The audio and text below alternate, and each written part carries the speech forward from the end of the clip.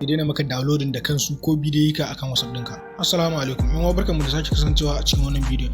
Yau insha Allah zan nuna muku yadda zaka je ka tsaye da duk wannan abubuwan da na gaya da farko su daina downloading akan wayanka, wanda mun sani idan har aka tura maka abubuwa direct akan WhatsApp ɗinka su ne wanda suke janye maka data. Wanda akwai hotunan da kake so sannan kuma akwai hotunan da baka so. Akwai bidiyon da kake so wanda aka tura maka ta private, akwai kuma irin hotuna da bidiyo ka da ake turawa a group.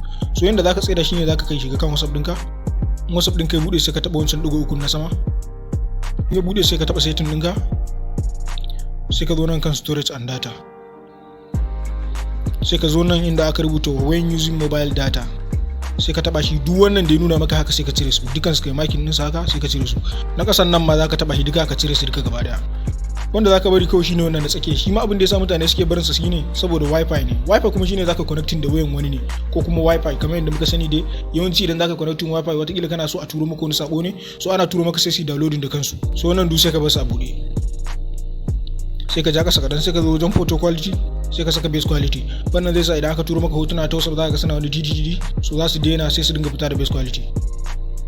Sai kai back to daga yanzu insha Allah in dai har ka kule wannan na farkon, ka kule wannan na kasan, insha Allah kai da kanka zaka gane cewa last din datan ka ma ya bambanta da na da, saboda hotuna da yawa da bidiyo ka da yawa irin na gurgur din suna ce mutun data ba kadan ba. Amma in dai ka cire wannan abu insha Allah za su daina maka download da kansu. So kar ku manta ku subscribe sannan ku yi like wannan bidiyon. Nagode.